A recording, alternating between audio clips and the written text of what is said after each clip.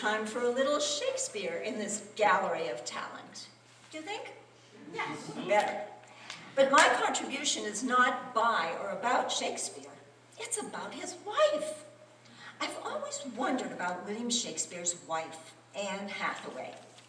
What do you suppose she was doing while he was gallivanting around London, writing plays, performing, and having a great time? We don't know much about her.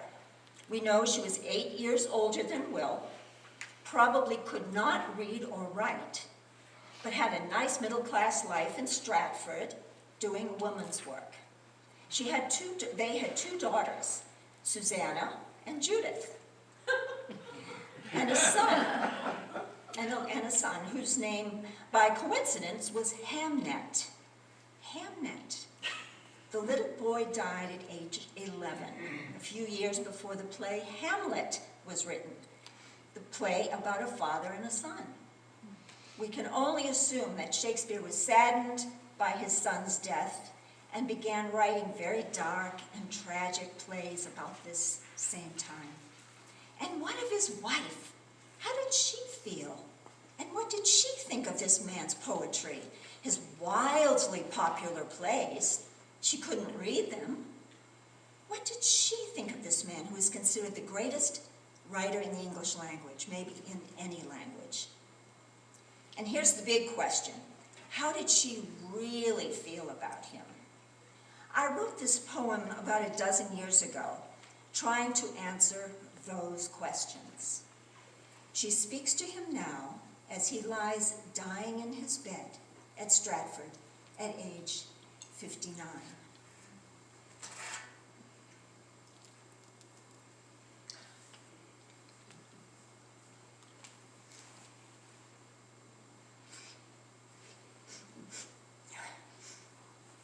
Well, I've given you 2 daughters, fair and true. The son was lost to blight and damp. Our life was cruel betimes. Once I saw you weep alone, head down in that small dark room wherein you bent to your books. I used to dust those heavy books, muslin on leather, picking up dander from the cats lurking in the shadowed room. Once you said, "A play is lost and hardly read." You said it was a gift from Ben. Ah, you were cruel to me oft times, wondrous cruel, accusing me of hiding of your books or fingering your plays to find my name alone. You never offered them to me, as to your daughter oft you pressed them, Susanna first and last.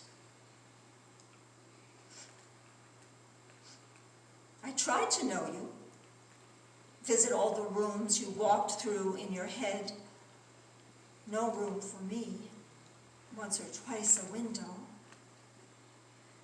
I did my crewel and needlepoint, darned your hose, found lost buttons, planted turnips, while your books piled round the hearth, and verses like sweet daggers were bandied in the streets and down the lane. But never sung to me, of me, for me alone.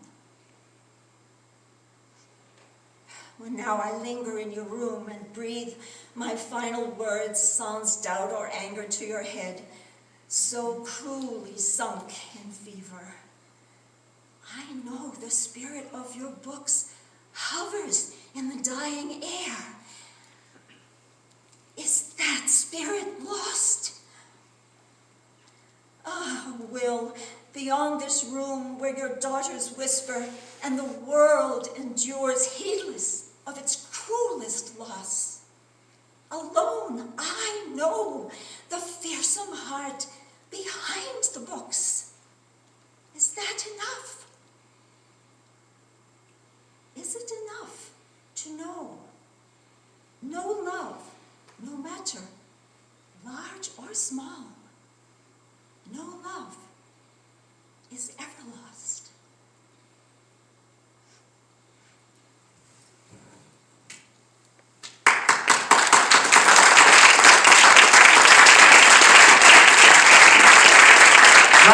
director, actress, Suzanne Yuski.